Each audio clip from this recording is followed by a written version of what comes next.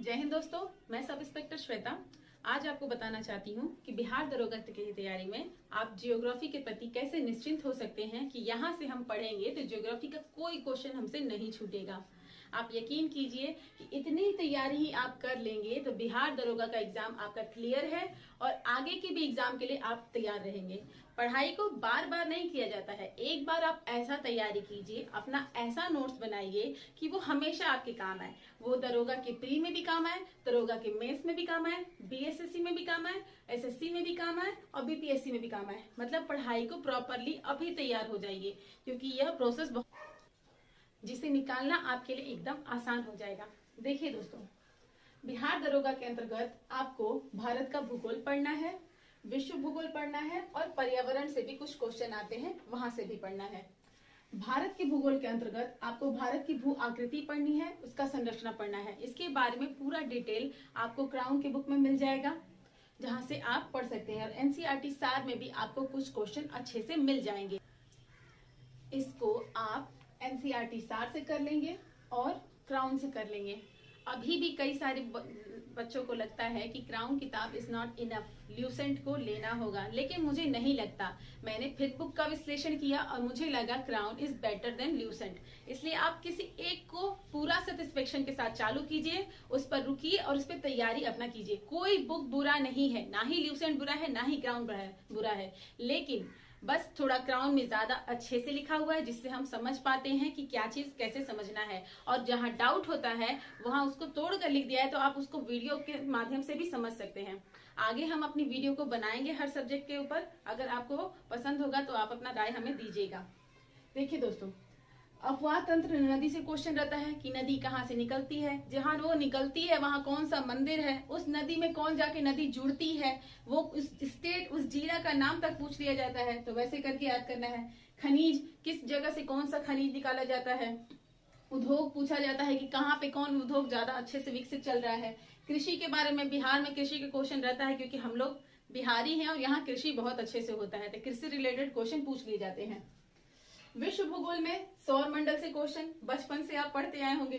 पृथ्वी की गतियां, पृथ्वी कैसे घूमती है, दिन रात कैसे होता है।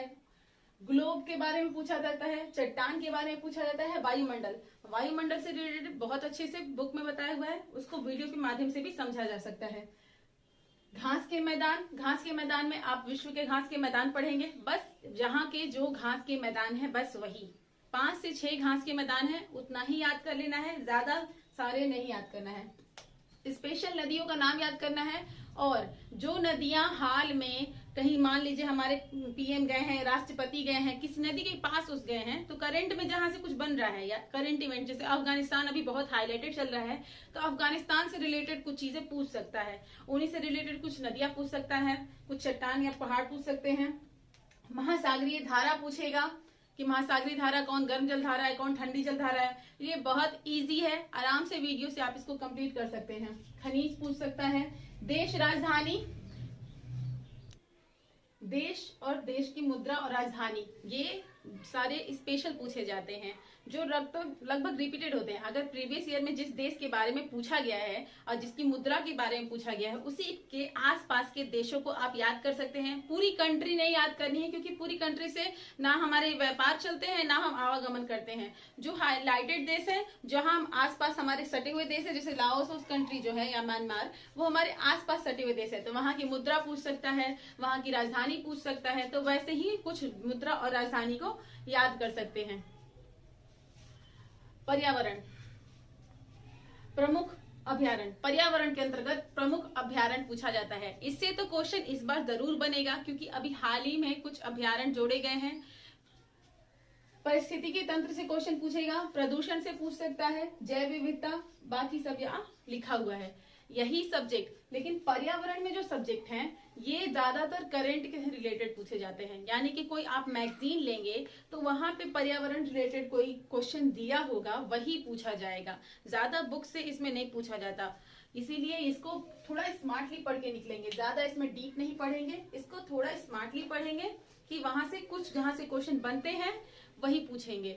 लेकिन यही जरूरी है कि आप प्रीवियस ईयर पेपर बार बार देखें। अगर आप प्रीवियस ईयर पेपर देखते रहेंगे तो आपको कोई डाउट नहीं होगा कि क्वेश्चन कहाँ से पूछे जाते हैं, वही आप बना पाएंगे। तो आपको स्मार्टली पढ़ाई करना है। अब देखिए बुक के बारे में बात करते हैं। बुक में आपको क्राउन से पढ़ना है, ल्यूसेंट ऑब्जेक्टिव से पढ़ना है और एनसीईआरटी सार से पढ़ना है।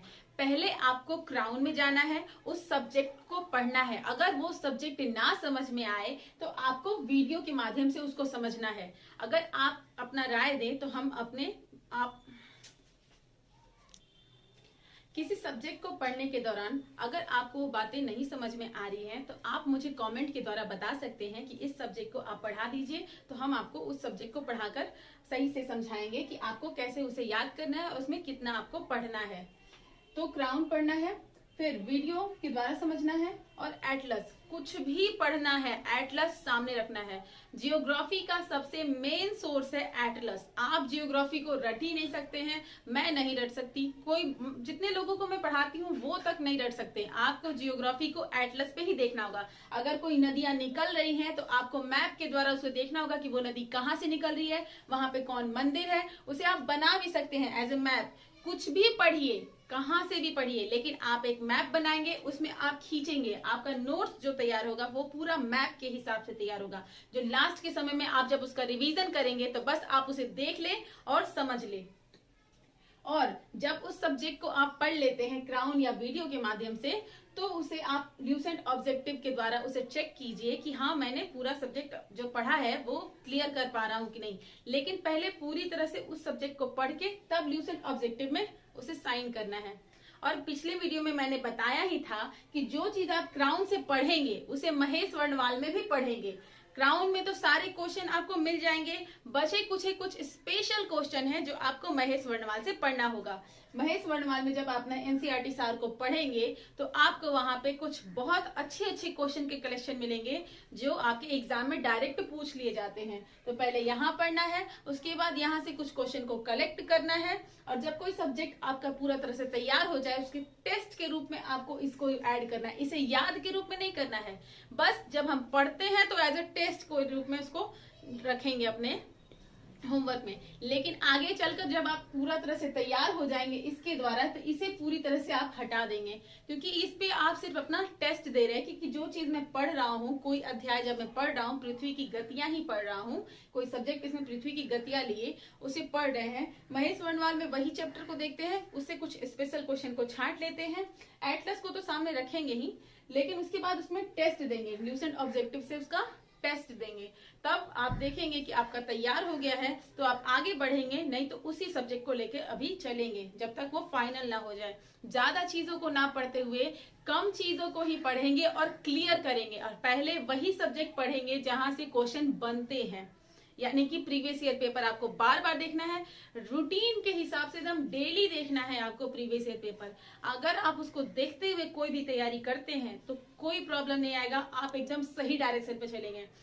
और नए टेस्ट के हिसाब से अगर आप करेंगे तो आपका डायरेक्शन बिगड़ सकता है।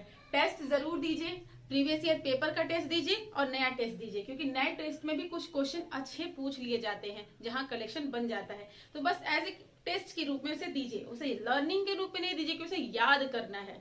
आपको जो याद करना है क्राउन और एनसीईआरटी सार से याद करना है, वो भी याद किस हिसाब से, समझ के हिसाब से। जियोग्राफी इतनी ये आसान चीज नहीं होती है कि आप इसे रट ले। जैसे हिस्ट्री को रटा जा सकता है, पॉलिटी को हल्का समझा जा सकता है, लेकिन जियोग्राफी के अंतर्गत आपको पूरा मैप का ज्ञान होना चाहिए। क्योंकि हमेशा एक क्वेश्चन तो पूछा ही जाता है कि भारत का कौन सा राज्य किससे सटा हुआ है, उसका कितना जिला किन राज्यों से सटा हुआ है। तो आपका दिमाग में भारत का मैप एकदम फिट हो जाना चाहिए। इसके लिए जरूरी है कि आप जहाँ पढ़ते हैं वहां पे एक भारत का मैप लगाइए, एक वर्ल्ड मैप लगाइए, उसे डेली 10 मिनट निहारिए, काफी है। अगर उतना नहीं कर पा रहे हैं तो एटलस की बुक ले लीजिए और उसे पन्ना पलट पलट के रूटीन के हिसाब से निहारिए। जैसे मेरे रूटीन में एटलस था, कैसे होमवर्क में हर चीज रखा जाता है, पॉलिटी है, हिस्ट्री है, सब चीज डाला जाता है, उसी तरह एटलस को डालिए। 5 मिनट के लिए बस डालिए कि 5 मिनट मैंने आज 5 पन्ना देखा, फिर 5 पन्ना देखा। उस तरह देखते देखते आपको सब चीज याद हो जाएगा कि चट्टान कहाँ है, पहाड़ कहाँ है, नदियां कहाँ है। क्योंकि देखते हैं कि फिल्म देखते हैं तो वो कभी भूल नहीं पाते हैं, पिक्चर कभी भूली नहीं जाती, उसी तरह अगर आप एटलस पे चट्टान नदी को देखेंगे तो आप नहीं भूल पाएंगे कि कौन चट्टान कहाँ है, और इसे याद नहीं कर सकते कि धौलावीरा यहाँ है, नंदा देवी वहां है। ऐसे करना बहुत मुश्किल पड़ जाता है। एक बार आप मैप में देख लीजिए, या तो आप मैप खींच लीजिए, या तो मैप के लिए आप एटलस की किताब से उसे देख सकते हैं। इस प्रकार आप ज्योग्राफी को बहुत आसानी से क्लियर कर सकते हैं, और आपको यही रूटीन को ही फॉलो करना होगा, क्योंकि अगर इसके अलावा आप ज्योग्राफी में कोई और दिमाग लगाएंगे तो ज्योग्राफी आपका खराब हो सकता है। और एग्जाम इतने कम समय बचे हुए हैं, तो आपको सही तरीके से तैयारी करना होगा कि मेरे कोई डाउट बाद में ना बचे। अगर अभी मैं आपको अपना बुक कलेक्शन दिखाती हूँ, देखिए ये मेरे पास एटलस की किताब है। इसको रेगुलर हम आराम से कुछ पन्ने को देखेंगे, हर चीज को देखेंगे कि कौन सा राज्य कहाँ अवेलेबल है, वो कितने बॉर्डर शेयर कर रहा है, वहां से कौन सी नदी निकल रही है। इससे आपका ज्योग्राफी का कई हिस्सा तैयार हो जाएगा। क्या हुआ? क्राउन की किताब में क्वेश्चन का जो कलेक्शन है वो बहुत बढ़िया है। क्राउन में हर चीज को बहुत अच्छे से लिखा हुआ है। और जानते हैं सबसे अच्छी बात क्या है?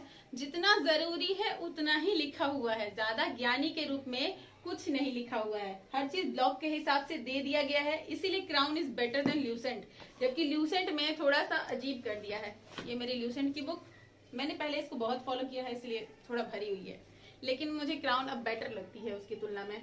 आपको महेश वर्णवाल भी पढ़ना होगा, आराम से इसमें जियोग्राफी का हिस्सा दिया हुआ है, आपको जियोग्राफी इससे कंप्लीट करना होगा। देखिए अगर कोई बात हम मुझे नहीं, जैसे कि मान लीजिए दर्रा कंप्लीट करना था, तो मैंने एक दर्रा का फिगर बनाया, कौन दर्रा कहाँ है, कौन सी पहाड़ी कहाँ है, उसे पुट करके अपनी बुक में ही ऐड कर दिए। इससे बाहरी कलेक्शन मेरे पास नहीं तैयार हुआ और मेरे लिए एग्जाम का रिवीजन करना बहुत आसान रहा। अगर आप तैयारी कर रहे हैं तो मन में ठान के रखिए कि हार नहीं मानना है। ये मेरा स्टेटस होता था व्हाट्सएप पे, अभी भी मेरे में यही स्टेटस लगा हुआ है कि मुझे अपनी पढ़ाई में हार नहीं मानना है। हार जाएंगे तो सब गड़बड़ हो जाएगा। इसके पहले कई एग्जाम में हम फेल हुए हैं, लेकिन अगर उस वक्त मैं हार कर बैठ जाती तो आज ये दरोगा का वर्दी मुझे नहीं मिलता। इसलिए आप भी हार मत मानिए, हार मानने से कुछ नहीं होता है। आपको जीत जरूर मिलेगी जब आप ईमानदारी से अच्छे तरीके से तैयारी करेंगे, लेकिन ईमानदारी के साथ। अगर मेरी बातें आपको अच्छी लगे तो अपने दोस्त को शेयर करें, लाइक करें, सब्सक्राइब करें। Thank you. जय हिंद।